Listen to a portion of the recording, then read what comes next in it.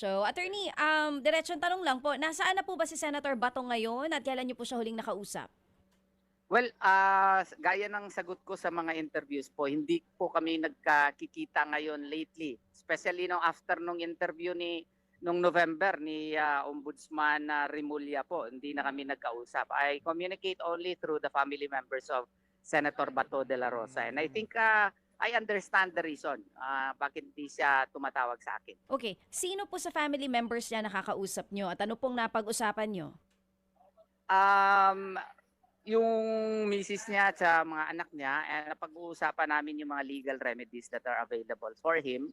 And of course, yung mga possible answers to the media. Gusto kasi nila ako lang mag-answer. Wag niyo na po tawagan si Ma'am Nancy kasi Mhm. medyo private person po si Ma'am Nancy. Oo. Mm. Kung hindi po natin masasabi kung nasan si Senator Bato dahil sabi niyo nga po hindi niyo naman Mm. nakakausap. According po sa Mm. wife ni Senator Bato, safe naman po ba ito at nasa Pilipinas pa daw po ba? Yan I could not answer because I do not have the necessary information to tell you that. So kung mali ang masabi ko ay hindi na ako si Attorney Torion yan. Oo. Mm.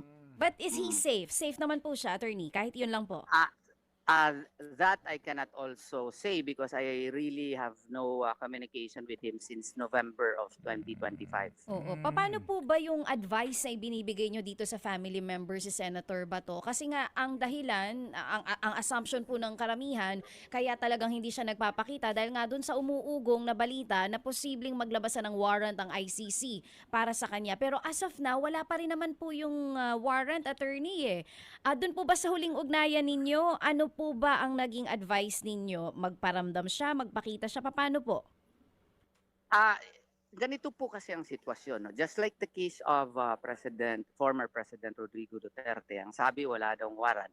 Pero nung pagdating dito, meron ng warrant at dinakip na kaagad, no? So the authorities were not so clear in so far as the existence of the warrant. It was only revealed when he already landed in NAIA in Terminal 3. If my memory serves me right, kasi nandun ako nung panahon na yun eh.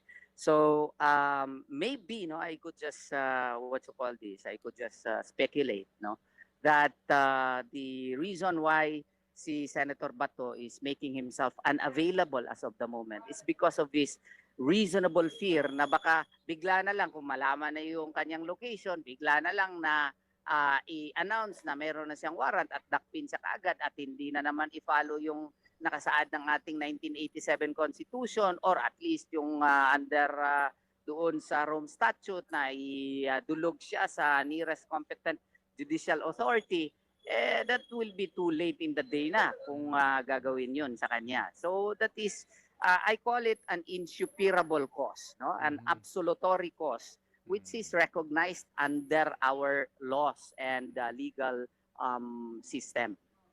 So sa madaling salita, wala po kayong tiwala sa gobyerno dito sa mga sinasabi na wala pa ring arrest warrant dahil baka ang gawin kay Senator Bato ay yun nangyari kay dating Pangulong Duterte, ganun po. Ako yun. I don't know with Senator Bato de la Rosa. Oo. Sa akin, ako, may reasonable fear din ako na baka gawain yun. But it does not mean that I do not trust the Philippine government because the judiciary is part of the Philippine government likewise. So, what you call this, I trust the judiciary, especially the Supreme Court. But insofar as the executive department is concerned, hindi masyado. Kasi nga meron ng experience, no? Actual experience. Oo nga. Opo, sige. So, attorney, may balita inyo bang nabasa, napakinggan na nagbabalak maghain ng ethics complaint si former Senator Trillanes dito po sa absence ng inyong kliyente in the Senate? Yeah. Narinig po natin yun na may balak daw si Senator Trillanes na mag-file ng kaso sa Ethics Committee ng Senado. Sana ma-remember niya nung 2018 ang threat sa kanya noon, i-revoke yung kanyang amnesty. At naalala mo, nagtago din siya for a while eh. Nagtago siya sa Senado at ang naalala ko noon, nanawagan pa nga siya sa taong bayan na tulungan siya na kung baga ayaw niyang pahuli, tumago siya doon. What is good for the gander should be good for the goose, no? there is here really an insuperable cause. And what is that? There is an impossibility on the part of what you call this, Senator Bato, to appear personally, but it does not mean that he is no longer performing his duty. Functioning naman yung opisina niya, nagagawa naman ng mga reports yung opisina niya, no? And meron naman siyang general instructions as to what to be done in the day-to-day operations of the office. So, nandiyan naman, tumatrabaho naman siya. Yun nga lang, may insuperable cause nga kasi of this looming threat that if indeed there is a warrant of arrest, that he would outrightly be arrested. At saka hindi pa nga klaro yung rules din natin. Yun ang rason. Siguro, bakit ayaw magpakita ni Senator Bato? Opo, pero hindi ba, attorney din, yung kanin nyo, tumatakbo naman ng kanyang office, pero yung kanyang required sa kanya na physical presence because of the committee chairmanship na hawak niya. Pangalawa po, yung physical presence on plenary para po sa actual po na pagboto sa mga importante mga batas, etc. Paano ho kaya yun? How will you defend that? Yung kanyang, meron siya mga komite na siya ang chairman, so hindi siya ho nakakapag-preside nito, hindi nagagawa yung kanyang tungkulin. Kaya nga sir, ang tawag ko dyan is insuperable cause. It's an absolutory cause. Indeed, there is a legal duty of his physical presence, especially yung pag-preside ng kanyang komite. Pero I think na iintindihan po ng taong bayan kasi what is at stake now is his personal security, life, and liberty. And I believe self-preservation is supreme in all aspects of things, no? So sana naiintindihan po ng taong bayan na kung iklaro lamang ng ating gobyerno kung ano talaga ang polisiya dito, no? Hindi siguro ito nangyayari. Ibalik natin kung bakit nagkaganito tayo. Ito lang kasi ang gobyerno na ito ang gumawa sa kasaysayan, sa buong kasaysayan ng Pilipinas na isinurrender yung ating former president, isang taong bayan, isang Pilipino sa isang dayuhan na korte. Hindi pa nangyari yan ever sa ating history. And simply because of that, we should understand, Senator Bato, there is reasonable fear on his part na idulog siya doon sa foreign court na meron naman tayong functioning korte, meron tayong prosecution, meron tayong ombudsman, meron tayong korte, merong sandigan bayan, pwede naman mag-file ng kaso po dito. Bakit doon pa sa ICC?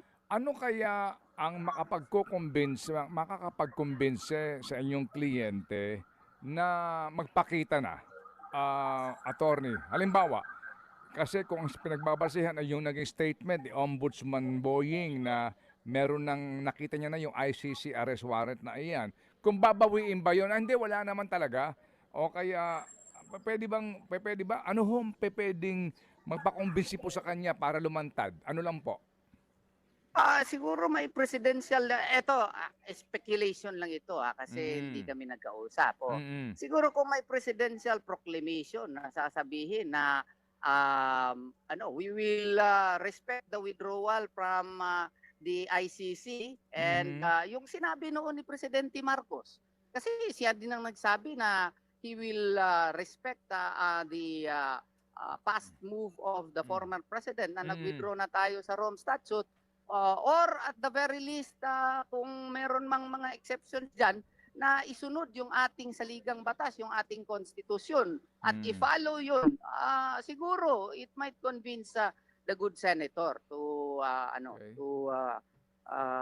show up.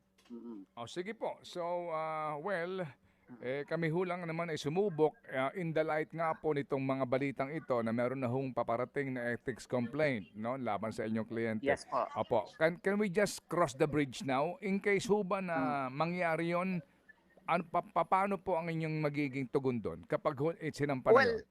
Well, selective justice kasi itong kay Trillanes. I don't know why he has this focused anger or hate against the Dutertes or persons allied with the former president. Kasi if you look at the House of Representatives, for instance, di ba niya natanong kung nag-attend pa ba si former Speaker Romualdez sa mga session sa Congress? Parang wala na ata.